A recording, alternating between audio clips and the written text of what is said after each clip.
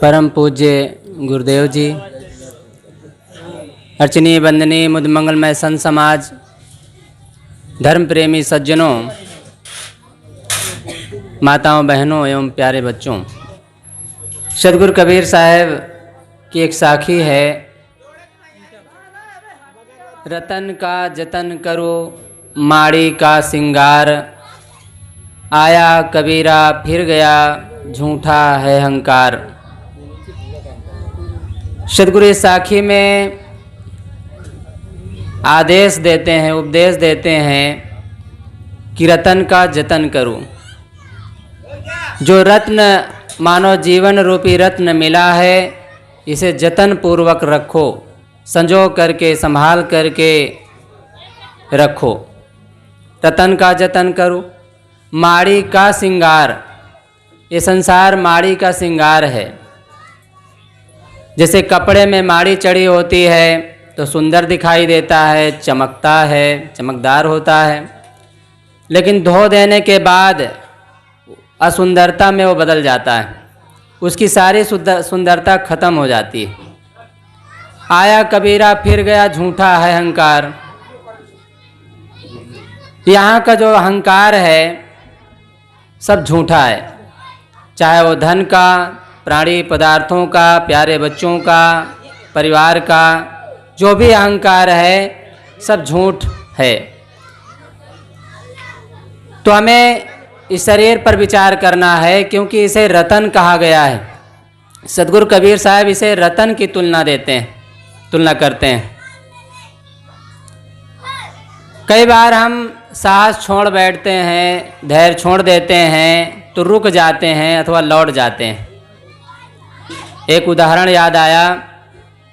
एक लकड़हारा लकड़ी का काम करके अपना जीवन यापन कर रहा था।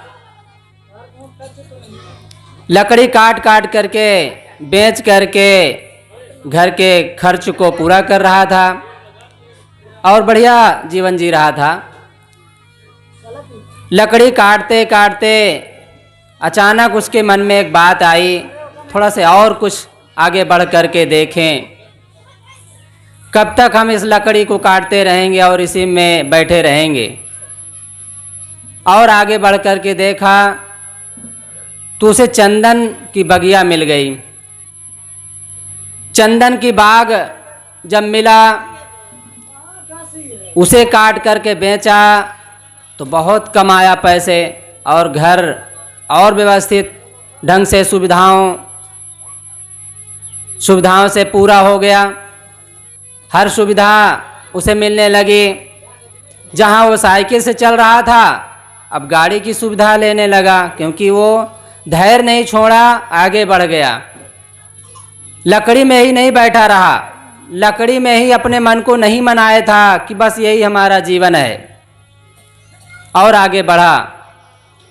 चंदन की बाग से वो सुविधा लेता रहा, मेहनत करता रहा, परिश्रम करता रहा। अचानक एक दिन उसके मन में आए जरा और आगे बढ़ कर के देखें, तो वो आगे बढ़ करके जब देखा तो उसे सोने चांदी की खदान मिल गया।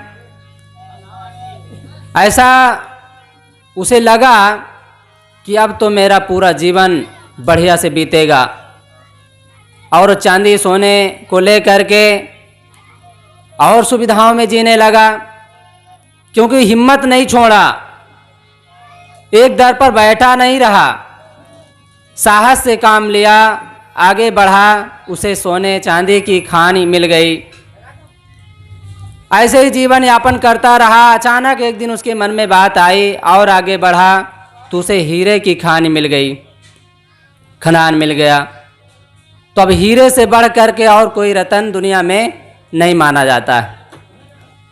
अब वो अंतिम स्थिति है, मानो वहाँ से सब कुछ पूरा हो सकता है। वो हीरा किसी किसी को मिलता है, सौभाग्यशालियों के पास मानो हीरा होता है। देखो, वो हिम्मत नहीं छोड़ा, साहस से काम लिया, अपनी आशा नहीं तोड़ा और आशा करके आगे बढ़ता चला गया। तो अपने जीवन पर हमें विचार करना है। सद्गुरु कहते हैं रतन का जतन करूं। हमारा ये मानव जीवन ही रतन है। मानव जीव 3 खानियों को पार करके उसमस, अंडज और पशु को पार करके ये हीरा जैसे रतन को पाया। उसमस खानी मानो लकड़ी के समान है और उसे पशु खानी, अंडज खानी जो मानो सोने चांदी के समान है, कुछ वहाँ लाभ है। और पशु खानी शाकाहारी वहाँ रहा जा सकता है तो और थोड़ा लाभ है, मानो चांदी सोने के समान है। लेकिन उसके बाद हीरा आता है, वो मनुष्य जीवन आता है। मनुष्य जीवन ऐसा हीरा है जिसमें हम सब कुछ प्राप्त कर सकते हैं।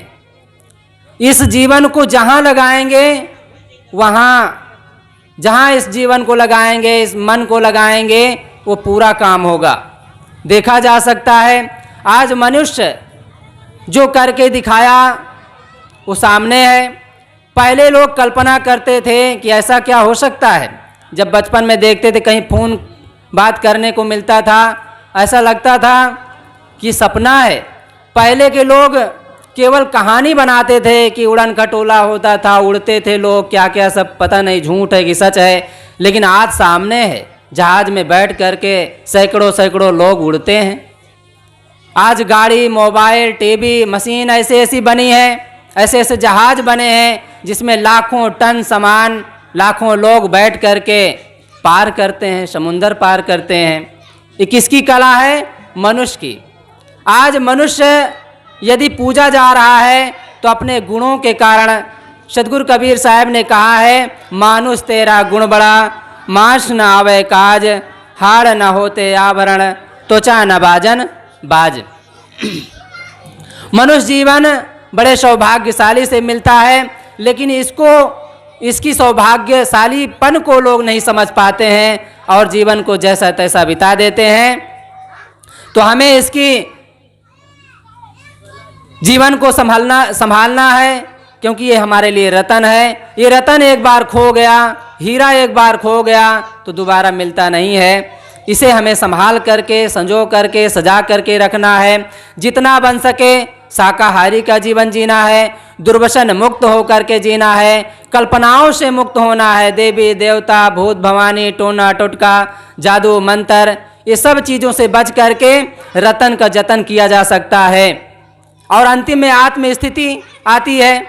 आत्म स्थिति जिसको हो गई, अर्थात आत्मा का ज्ञान हो गया, तो सब काम हो गया। क्यों? वो कब होगा, कहाँ होगा? पशुओं में नहीं होगा, पशु जीवन में नहीं होगा, अथवा दुर्व्यसनियों के बीच में बैठ करके नहीं होगा, जुआरियों शराबियों के बीच में बैठ करके नहीं हो सकता है।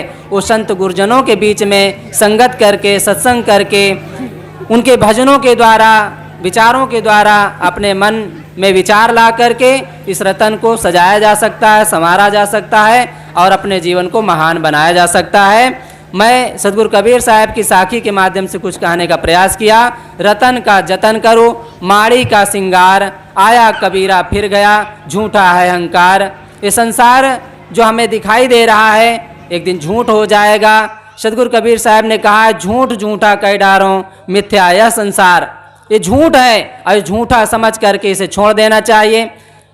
सदगुरु कबीर साहब कहते हैं, इसलिए मैं झूठा कहता हूँ कि जिससे तुम्हारा हमारा सबका उद्धार हो, कल्याण हो। तो मैं अपनी वाणी को यहीं विराम देता हूँ। बोलिए सदगुरुदेव की।